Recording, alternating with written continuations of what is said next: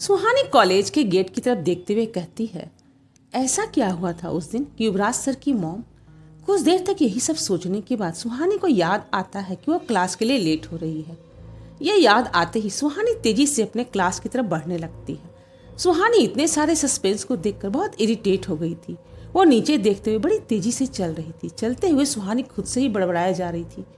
कहाँ मैं हंसते खेलते शिमला आई थी, सोचा था कि खूब पढ़ाई करके आईएएस ऑफिसर बनूंगी, लेकिन यहाँ तो लाइफ किसी थ्रिलर फिल्म जैसी हो गई है। पहले ही उस पद्मिनी और साया का सस्पेंस कम था क्या कि अब विवेक के मम्मी पापा का मर्डर और युवराज सर के साथ क्या हुआ था, ये क्वेश्चन भी सामने आ गए। इन सारे सवालों का जवाब ढूंढने से अच्छा तो मैं खुद ही विशिंग बेल के अंदर कूद कर मर जाऊं। ऐसे ही बड़बड़ाते हुए सुहानी सामने से आ रहे एक शख्स से टकरा जाती है। उस शख्स के टकराकर सुहानी का बैलेंस बिगड़ जाता है। वो लड़खड़ाकर गिरने ही वाली होती है। तभी वो शख्स सुहानी का हाथ पकड़कर उसे गिरने से बचा लेता है।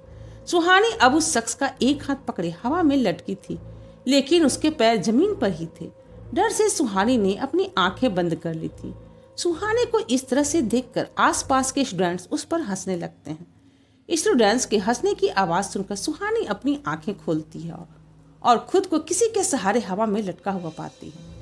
स्टूडेंट्स को अपने ऊपर हंसता हुआ देखकर सुहानी एम्बैरस हो जाती है। जब वो अपने सामने देखती है तो उसकी नज़र उस शख्स पर जाती है जिससे कुछ पल पहले ही वो टकराई थी।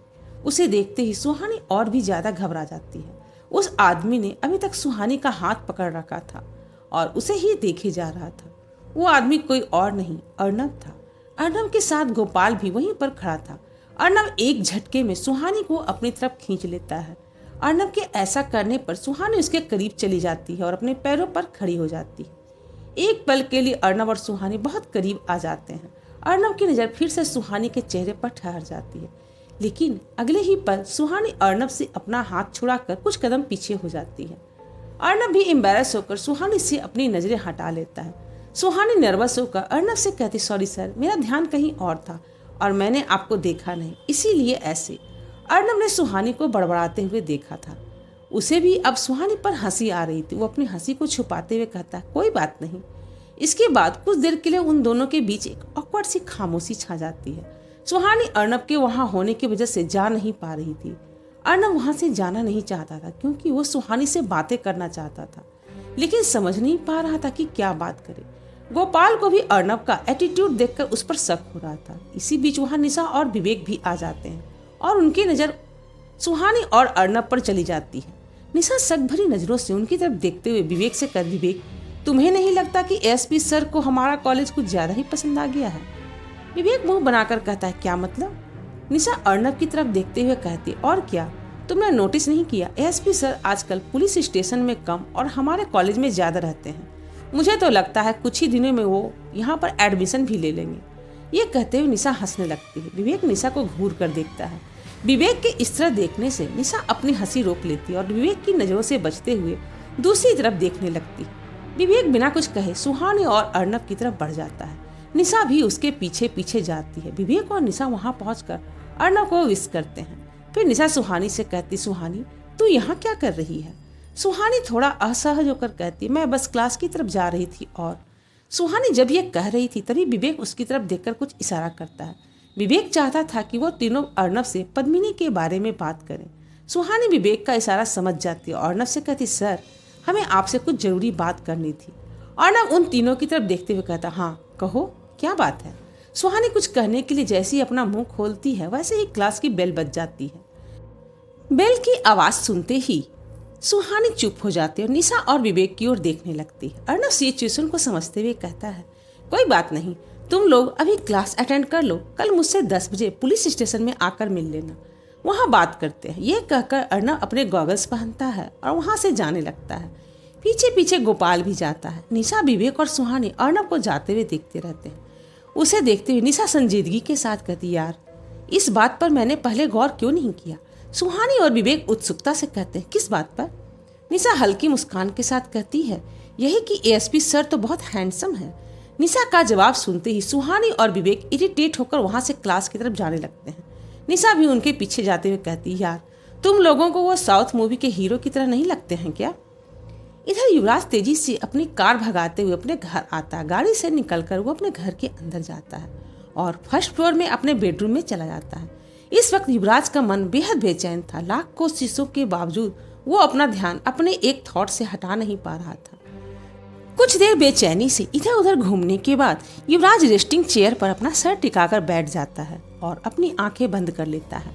आंखें बंद करते ही युवराज के सामने वो सीन फिर से चलने लगता है जब पहली बार उसने अपने श्राप से मुक्त होने की कोशिश की थी। हम फ्लैशबैक में देखते हैं कि बात आज से करीब 11 साल पहले की है, जब युवराज 15 साल का था। 11 साल की उम्र से युवराज उस साये के खौफ में ही जी रहा था। अब युवराज की हर सांस पर उस साये का हक था। पिछले कुछ सालों में युवराज के डैड मिस्टर यशवंत दीवान ने बिजनेस में बहुत तरक्की कर ली थी।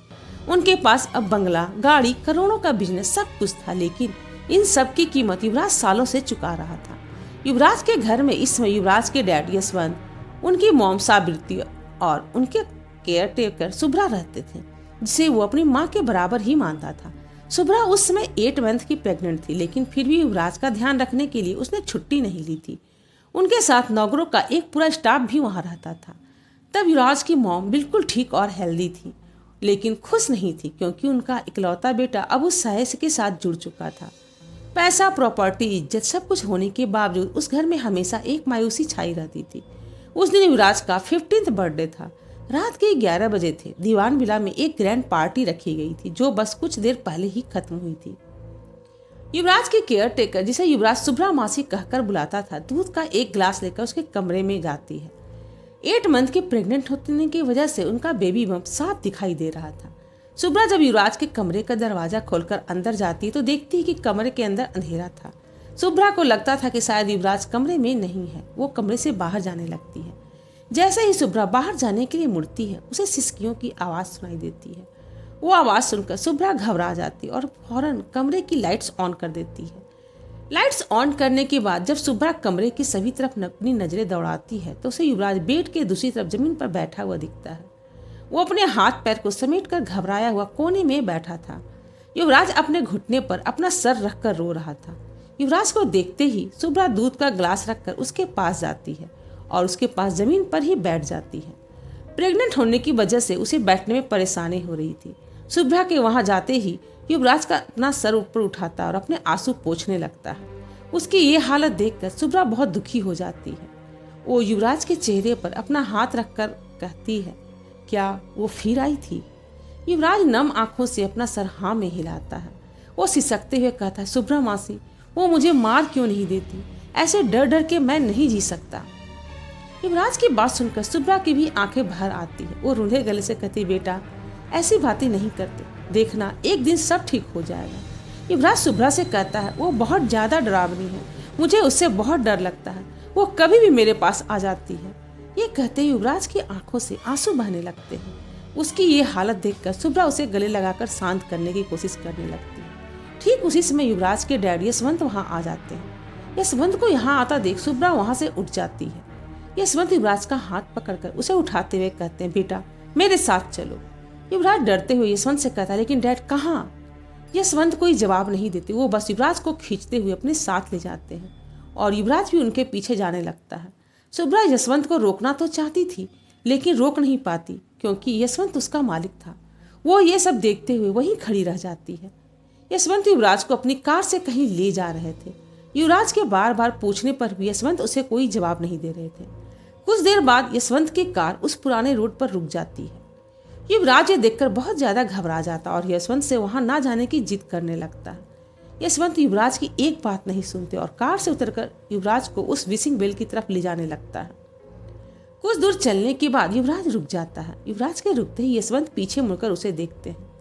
युवराज नम आंखों से यशवंत को देखकर रूंधे गले से कहा, डैड मुझे उसके पास नहीं जाना है। युवराज की ये हालत देखकर यशवंत की आंखें भी भर जाती है। वो युवराज के पास जाते हैं और उसके चेहरे पर हाथ रखकर कहते हैं, बेटा मैं तुम्हें उस साये के पास नहीं ले जा रहा, बल्कि उससे आज़ाद कराने ले जा रहा हूँ। युवराज हैरानी से यशवंत को देखते हुए कहता है, डैड क्या सच में मैं उससे आज़ाद हो सकता हूँ? यशवंत रूंधे गले से कहते हैं, हाँ मेरे बच्चे, मेरी एक गलती ने तुम्हारी जिंदगी नर्क से भी बदतर बना दी है। मैं तुम्हें उस मनहूस साये से आज़ाद करवा कर ही रहूँगा। युवराज यशवंत से पूछता, लेकिन डैड कैसे? यशवंत जवाब देते हैं, बेटा आज से 200 साल पहले एक अघोरी साधु ने उस साये को कैद करके इस शहर को बचाया था। आज उनके शिष्य के शिष्य यहाँ पर आए हुए हैं, वो साये को फिर से कैद करके तुम्हें आजाद कर सकते हैं। ये सुनते ही युवराज की आंखों में खुशी के आंसू आ जाते हैं। वो यशवंत को गले से लगा लेता है। यशवंत भी अपने बेटे को गले लगाकर रोने लगता है। कुछ देर बाद यशवंत युवराज को उस फिशिंग बेल के पास ले जाते हैं। फिशिंग बेल के पास पहुंचते ही युवराज देखता है कि वहां एक तांत्रिक था जो जलते हुए हवन कुंड के सामने अपनी आंखें बंद करके ध्यान मग्न बैठा था। वो तांत्रिक कोई और नहीं भैरवनाथ था। यशवंत युवराज के साथ उस कुंड की दूसरी तरफ खड़े हो जाते हैं। उन दोनों के वहां पहुंचने पर भैरवनाथ अपनी आंखें खोल लेता है। यशवंत भैरवनाथ की तरफ इशारा करते हुए कहते हैं, बेटा ये भैरवनाथ है, ये बहुत बड़े तांत्रिक हैं, यही तुम्हें उस साये से आजाद करा सकते हैं। भैरवनाथ युवराज को देखते ही मुस्कुराने लगता है। वो हवन कुंड के दूसरी तरफ इशारा करते हुए युवराज से कहता है, यहाँ बैठो बच्चे। भैरवनाथ की बात को सुनकर युवराज यशवंत की तरफ देखता है। यशवंत उसे वहां बैठने का इशारा करते हैं। अपने डैड का इशारा समझते हुए युवराज हवन कुंड के सामने बैठ जाता है। युवराज के वहां बैठते ही भैरवनाथ अपनी आंखें बंद करके कोई मंत्र पढ़ना शुरू कर देता है। मंत्र पूरा करते ही वो अपनी आंखें खोलकर कहता है, अद्भुत युवराज, तुम एक विशेष नक्षत्र में पैदा हुए हो, जिसके कारण तुम में कुछ विशेष गुण है, इसीलिए उस साये ने तुम्हें चुना है। ये कहते हुए भैरवनाथ की आंखों में चमक थी। युवराज हकलाते हुए भैरवनाथ से कहता है, लेकिन वो मुझसे क्या चाहती है? भैरवनाथ कहता है, वो तुम्हारे 27 वर्ष पूर्ण होते ही तुम्हारी बलि देना चाहती है। इससे उसे अपार शक्ति मिलेगी। वो तुम्हारी आत्मा को हमेशा के लिए कैद करना चाहती है। भैरवनाथ की ये बातें सुनते ही यशवंत और युवराज दोनों घबरा जाते हैं। युवराज हिम्मत करके बड़ी मासूमियत से कहता है, जब वो मुझे 27 साल पूरा होने के बाद मारना चाहती है तो वो मुझे अभी क्यों परेशान कर रही है? भैरवनाथ हल्की हंसी के साथ कहता है, वो तुम्हें परेशान कर रही है क्योंकि उसने तंत्र विद्या से खुद को तुम्हारी आत्मा से जोड़ लिया है और इसीलिए तुम श्रापित हो चुके हो। ये सुनकर अब युवराज उदास हो जाता है। भैरवनाथ आगे कहता है, युवराज, तुम्हारे अंदर कुछ शक्तियां भी हैं जो मैं अभी देख सकता हूँ, लेकिन तुम्हें उन शक्तियों का एहसास नहीं है। तुम्हें अभी इन्हें उपयोग करना नहीं सीखा है। युवराज घबराते हुए कहता है, नहीं नहीं, मेरे पास कोई शक्ति नहीं है। मेरे पास कैसे शक्ति हो सकती है? भैरवनाथ युवराज को समझाते हुए कहता है, बच्चे, तुम उस साये से जुड़े हुए हो और इस वजह से उस साये की कुछ शक्तियां तुम्हारे पास आ चुकी हैं। युवराज अगला सवाल करता है, लेकिन उसने मुझे खुद से जोड़कर क्यों रखा है? भैरवनाथ जवाब देता है, दूसरी शक्तियों से तुम्हारी रक्षा करने के लिए। आगे की कहानी को जानने के लिए चैनल को लाइक करें, शेयर करें और सब्सक्राइब तो जरूर से करें।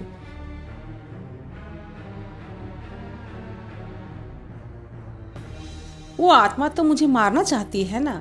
भैरवनाथ युवराज को समझाते हुए कहता, युवराज, वो आत्मा तुम्हारे 27 वर्ष पूरे होने पर तुम्हारी बलि देना चाहती है, तभी उसे वो शक्तियां मिल पाएंगी। लेकिन उस साये के अलावा और लोग भी हैं जो तुमसे वही शक्तियां पाना चाहते हैं, इसीलिए उस साये ने तुम्हें खुद से जोड़ रखा है, जिससे ना तो कोई तुम्हें उससे अलग कर पाए और ना ही तुमसे वो शक्तियां हासिल कर पाए और तुम अपने 27 वर्ष पूरे होते ही उसी के साथ रह सको। युवराज को अब सारी बातें समझ में आ जाती। वो भैरवनाथ को देखते हुए कहता, तो आप मुझे उससे कैसे आजाद कराएंगे? भैरवनाथ चालाकी भरी मुस्कान के साथ कहता, बस देखते जाओ। भैरवनाथ अपनी नजरें उठाकर यशवंत को देखता है जो युवराज के पास ही खड़े थे। भैरवनाथ कहता है, अब तुम यहाँ से जा सकते हो। इस साधना के समय यहाँ मेरे और युवराज के अलावा किसी को भी नहीं होना चाहिए। यशवंत अपना सर हाँ में हिलाकर वहां से जाने लगता है। युवराज यशवंत को वहां से जाते देखकर घबरा जाता है, लेकिन कुछ कहता नहीं। वो इस वक्त पूरी तरह से भैरवनाथ पर भरोसा करने का फैसला करता है, क्योंकि युवराज के पास कोई और ऑप्शन था ही नहीं। यशवंत के वहां से जाते ही भैरवनाथ उठकर खड़ा हो जाता है। वो मंत्र पढ़ते हुए एक तरह के लाल पाउडर से युवराज और हवन कुंड के चारों तरफ एक गोल घेरा बना देता है। भैरवनाथ खुद भी उस घेरे के अंदर आ जाता है। युवराज समझ जाता है कि ये एक तरह का रक्षा घेरा है। रक्षा घेरा बनाने के बाद भैरवनाथ अपनी आंखें बंद करके ऊंची आवाज में लगातार मंत्रों का जाप करने लगता है। उसकी आवाज उस घने अंधेरे और सुनसान जंगल में गूंजने लगती है। युवराज उस वक्त हवन कुंड के दूसरी तरफ बैठकर भैरवनाथ को ही देख रहा था। कुछ ही देर में उसका ध्यान हवन कुंड के आसपास रखे सामान पर जाता है। वो देखता है वहां मिट्टी के 2 कलश, एक थाली में लाल सिंदूर, कुछ कुछ नारियल और हवन की कुछ सामग्रियां रखी हुई थी। पता नहीं क्यों, लेकिन युवराज को अब डर नहीं लग रहा था। इस वक्त उसके दिमाग में वो सारी बातें चल रही थी जो अभी अभी भैरवनाथ ने उसे बताई थी। आधी रात हो चुकी थी। अभी भी जंगल में भैरवनाथ के मंत्रों की आवाजें गूंज रही थी। कुछ ही देर में मंत्रों के अलावा वहां एक और भयानक आवाज सुनाई देती है। वो आवाज कहती है, बंद करो ये सब। इस आवाज के आते ही अचानक से वहां तेज आंधी चलने लगती है। उस आंधी से आसपास धूल के साथ साथ हवन की सामग्रियां भी उड़ने लगती है। हवन की आग भी अब बुझने लगी थी। वो आवाज सुनते ही युवराज की नजर अपने बाईं तरफ विसिंग वेल पर जाती है। विसिंग वेल उस हवन कुंड से कुछ ही कदमों की दूरी पर था। युवराज देखता है कि उस विसिंग वेल के अंदर से धीरे धीरे वो काला साया बाहर निकल रहा है। उसे देखकर युवराज की रूह कांप जाती है। उसकी आंखें फटी की फटी रह जाती है। इस अंधेरे जंगल में उस हवन कुंड की रोशनी में वो साया और भी भयानक दिख रहा था। युवराज शॉक्ड होकर उसे देखता रह जाता है। भैरवनाथ अब भी आंखें बंद किए हुए उतने ही जोर से अपने मंत्रों का जाप करना जारी रखता है। वो साया तेजी से आगे बढ़ते हुए भैरवनाथ पर अटैक करने की कोशिश करता है, लेकिन उस रक्षा घेरे से टकराकर पीछे चला जाता है। वो साया और भी भयानक आवाज में कहता, बंद करो ये सब, वरना सबके सब मारे जाओगे। ये सुनकर भैरवनाथ अपनी आंखें खोलता है। वो सामने रखे मिट्टी के एक कलश को अपने हाथों से उठा लेता है और अपनी आंखें बंद करके धीरे धीरे मंत्रों का जाप करने लगता है। भैरवनाथ का मंत्र जाप शुरू होते ही उस साये से दर्द भरी चीख निकलने लगती है। वो चीख इतनी भयानक थी कि युवराज तो क्या, उसे सुनकर भैरवनाथ भी एक बार कांप जाता है। भैरवनाथ अपना मंत्र जारी रखता है। अब पूरे जंगल में उस साये की चीखें गूंज रही थी। युवराज से ये सब सुना नहीं जा रहा था। वो अपने दोनों हाथों से अपने कान बंद कर लेता है, लेकिन इससे भी उसे कोई फर्क नहीं पड़ रहा था। कुछ देर के बाद वो साया काले धुएं बदलकर भैरवनाथ की तरफ बढ़ने लगता है। ये सब देखकर डर से युवराज के दिल की धड़कन बढ़ती जा रही थी। कुछ ही पलों में वो काला धुआं उस कलश के अंदर आ जाता है। भैरवनाथ फौरन उस कलश को लाल कपड़े से ढककर उस पर रक्षा सूत्र बांध देता है और जमीन पर रख देता है। जमीन पर रखते ही वो कलश हिलने लगता है, जैसे वो साया उस कलश से बाहर निकलने की कोशिश कर रहा हो। युवराज और भी हैरानी के साथ उस कलश की ओर देखने लगता है। कलश को जमीन पर रखने के बाद भैरवनाथ युवराज की तरफ मुस्कुराकर देखते हुए कहता है, वो आत्मा अब कैद हो चुकी है। ये बात सुनकर खुशी से युवराज की आंखें चमकने लगती है। एक बड़ी सी मुस्कान के साथ वो भैरवनाथ से कहता है, तो क्या अब मैं आजाद हो गया हूँ? भैरवनाथ कहता है, नहीं, अभी नहीं। युवराज के चेहरे पर फिर से मायूसी आ जाती है। युवराज की उदासी देखकर भैरवनाथ कहता है, तुम उदास मत हो, बस कुछ क्षण और, फिर तुम इस साये से हमेशा के लिए आजाद हो जाओगे। यो युवराज की तरफ अपना हाथ बढ़ाते हुए कहता है, अपना दाहिना हाथ आगे करो। युवराज बिना कुछ सोचे अपना हाथ आगे बढ़ा देता है। भैरवनाथ युवराज का हाथ पकड़ लेता है। युवराज के हाथ को छूते ही भैरवनाथ को कुछ अलग ही एहसास होता है। वो हैरानी से आंखें फाड़कर युवराज को देखने लगता है और कुछ नहीं कहता। वो युवराज को काफी देर तक एकटक देखता रहता और कहीं खो जाता है। भैरवनाथ के इस तरह देखने से युवराज थोड़ा घबराने लगता। वो भैरवनाथ से कहता, क्या हुआ? आप मुझे ऐसे क्यों देख रहे हैं? युवराज की आवाज सुनकर भैरवनाथ होश में आता है। होश में आते ही वो अपना सर झटकता है। इसके बाद भैरवनाथ युवराज की कलाई के नीचे एक दूसरा मिट्टी का कलश रख देता है। उस कलश में पानी था। भैरवनाथ अपने दूसरे हाथ में एक धारदार चाकू लेता है और युवराज की कलाई पर जहां वो निशान था हल्के से चाकू चला देता है। युवराज की कलाई थोड़ी सी कट जाती है और उसके मुंह से एक हल्की सी चीख निकल जाती है। अगले ही पल युवराज खामोश हो जाता है। उसे समझ नहीं आ रहा था कि भैरवनाथ क्या कर रहा है। अब युवराज की कलाई से खून बहने लगा था। युवराज के खून की कुछ बूंदों को भैरवनाथ उस कलश में मंत्र पढ़ते हुए टपका देता है। युवराज अब अपना हाथ पीछे ले लेता है। भैरवनाथ उस कलश के ऊपर लाल कपड़ा रखकर उसे भी रक्षा सूत्र से बांध देता है। इसके बाद भैरवनाथ वो कलश युवराज के हाथों में रख देता और कहता है, इस कलश के द्रव को जंगल के उस पार नदी में बहा दो। इसे नदी में डालते ही तुम उस साये से हमेशा के लिए मुक्त हो जाओगे। भैरवनाथ की ये बात सुनते ही युवराज के चेहरे पर फिर से वही स्माइल आ जाती है। वो बिना कुछ कहे कलश पकड़कर उठ जाता है। युवराज नदी की तरफ जाने के लिए जैसे ही मुड़ने वाला होता है, भैरवनाथ उससे कहता है, याद रखना, ये कलश नदी के तट पर ही जाकर खोलना और इसे अपने हाथों से गिरने मत देना। युवराज बिना कुछ कहे खुशी में हाँ में अपना सर हिला देता है और वहां से नदी की तरफ जाने के लिए पैदल ही निकल जाता है। आज युवराज बहुत ज्यादा खुश था। खुशी से उसकी आंखें नम है। उसे यकीन नहीं हो रहा था कि आज वो उस साए से हमेशा के लिए आजाद हो जाएगा। वो नंगे पैर तेजी से जंगल के रास्ते नदी की तरफ जा रहा था। चारों तरफ घना अंधेरा था और रास्ता बिल्कुल सुनसान था। युवराज को इस बात का बिल्कुल भी एहसास नहीं था कि वो इतने अंधेरे में कैसे सब कुछ देख पा रहा है। वो अब तक अपनी शक्तियों से अनजान था। खुशी के मारे उसे अभी बिल्कुल भी डर नहीं लग रहा था। युवराज इसी तरह आगे बढ़ ही रहा था, तभी उसे पीछे से एक औरत की आवाज सुनाई देती है। वो आवाज बड़े ही प्यार से कहती, युवराज। वो आवाज सुनते ही युवराज धीरे धीरे पीछे मुड़ता है, लेकिन उसे वहां कोई भी दिखाई नहीं देता। युवराज फिर से आगे बढ़ने लगता है। कुछ ही पलों में युवराज को बिल्कुल वैसी ही आवाज फिर से सुनाई देती है। इस बार वो कुछ घबराहट के साथ पीछे मुड़ता है। फिर से उसे वहां कोई भी दिखाई नहीं देता। युवराज फिर से अपने रास्ते पर चलने लगता है।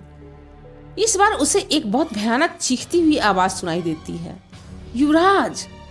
युवराज अगले ही पल पीछे मुड़ जाता है। वो जैसे ही मुड़ता है, वही साया तेजी से उसके पास आकर वहां से गुजर जाता है। उस साया के छूते ही युवराज को एक जोर का धक्का लगता है। ये सब बस कुछ सेकेंड के अंदर ही हो जाता है। उस धक्के से युवराज 20 फीट दूर जाकर गिरता है और उसके हाथ में रखा कलश भी गिरकर टूट जाता है। कलश के टूटते ही युवराज के आजाद होने की उम्मीद भी टूट जाती है। उस साया को देखकर युवराज डर से कांप जाता है।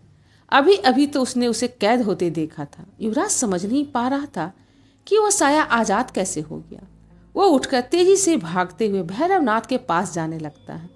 कुछ देर बाद युवराज विसिंग बेल के पास के उस हवन कुंड तक पहुंचता है। वहां पहुंचकर वो देखता है कि हवन कुंड के पास भैरवनाथ बेहोश पड़ा है और उसकी बाएं हाथ की कलाई उसके हाथ से अलग होकर खून से लथपथ पड़ी है। यह देखकर युवराज कांप जाता है। कुछ पलों में युवराज खुद को संभालते हुए अपनी नजर भैरवनाथ से हटाता है तो उसकी नजर हवन कुंड के दूसरी तरफ जाती है। वो देखता है कि वहां युवराज की माँ और उसकी केयर टेकर शुभ्रा खून से लथपथ बेहोश पड़ी थी।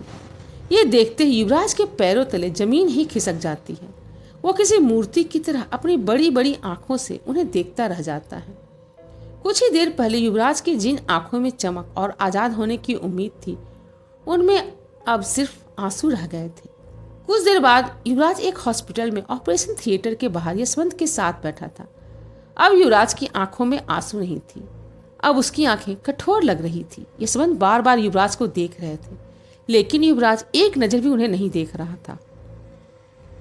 तभी एक डॉक्टर वहां आते हैं और यशवंत से कहते हैं, सॉरी मिस्टर दीवान, लेकिन आपकी वाइफ की पूरी बॉडी पैरालाइज हो चुकी है। ये सुनकर यशवंत और युवराज दोनों शॉक्ड रह जाते हैं। अगले ही पल एक डॉक्टर ऑपरेशन थिएटर से बाहर आकर यशवंत से कहते, पेशेंट अब ठीक है, लेकिन हम बच्चे को नहीं बचा पाए। हम बच्चे को नहीं बचा पाए। ये लाइन युवराज के कानों में बार बार गूंजने लगती है। युवराज अभी भी चेयर पर अपना सर टिकाए हुए आंखें बंद करके बैठा था। उसकी बंद आंखों से ही आंसू की बूंदें बाहर आ रही थी। युवराज अब प्रेजेंट में आ गया था। तभी युवराज का मोबाइल बजने लगता है और युवराज अपने थॉट से बाहर आ जाता है। उसे एहसास था कि उसकी आंखों से आंसू बह रहे थे। वो बिना अपने आंसू पोंछे अपना मोबाइल चेक करता है। उसे सुहानी ने कॉल किया था। युवराज एक गहरी सांस लेते हुए कहता है और कॉल आंसर करते हुए कहता है, हेलो। युवराज के हेलो कहते ही मोबाइल से सुहानी की आवाज आती, युवराज सर आप ठीक तो है ना। युवराज की बात सुनकर युवराज चौंक जाता है। वो इस वक्त बिल्कुल भी ठीक नहीं था, लेकिन वो अपने फेक एटीट्यूड में कहता, of course I am very well. Yuvraj का जवाब सुनकर सुहानी चैन की सांस लेती, लेकिन कहती कुछ भी नहीं है। युवराज उससे कहता है, क्या हुआ, तुमने ऐसा क्यों पूछा। सुहानी फौरन कहती, पता नहीं क्यों मुझे ऐसा लगा कि आप ठीक नहीं हैं, तो मैंने पूछने के लिए कॉल कर दिया। ये कहते ही सुहानी डिसअपॉइंटेड होकर अपनी आंखें बंद कर लेती है। उसे एहसास होता है कि उसे ये नहीं कहना चाहिए था। युवराज भी सुहानी की ये बात सुनकर चौंक जाता है। सच में वो इस वक्त बहुत बुरा महसूस कर रहा था। वो समझ नहीं पाता कि सुहानी का उसे इस तरह से कॉल करना बस एक इत्तेफाक था या उसे सच में एहसास हुआ था कि युवराज भी ठीक नहीं है। दोनों फोन पर बिल्कुल खामोश हो जाते हैं। एक दूसरे से कहने के लिए दोनों के पास कुछ भी नहीं था।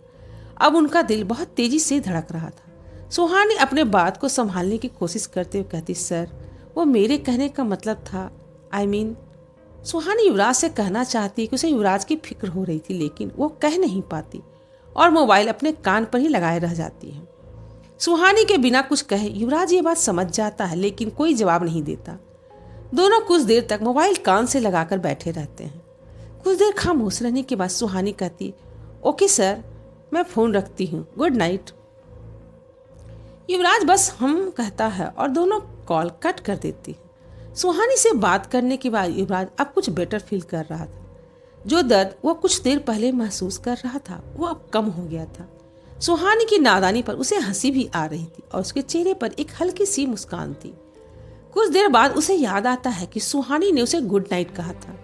ये याद करते ही युवराज अपने कमरे की दीवार पर लगी घड़ी को देखता है। युवराज ये देखकर हैरान रह जाता है कि अभी रात के 10 बज गए थे। उन पलों को याद करते हुए युवराज का पूरा दिन कैसे निकल गया उसे कुछ पता ही नहीं चला। अचानक युवराज के मन में एक सवाल आ जाता है।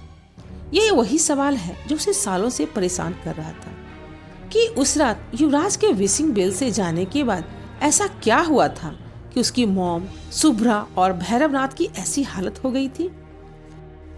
अगर आपको ये कहानी पसंद आ रही हो तो हमारे चैनल को सब्सक्राइब जरूर करें, लाइक करें, शेयर करें अपने दोस्तों के साथ और कमेंट करके बताएं कि आप मेरी कहानियों को कहां से सुन रहे हैं। और अगर आप पहली बार विजिट कर रहे हैं हमारे चैनल पर तो यहाँ आपको मिलेंगी रहस्यमयी और दिल दहला देने वाली कहानियाँ जो आपकी यात्रा को और भी रोमांचक बना देंगी। Thanks for watching.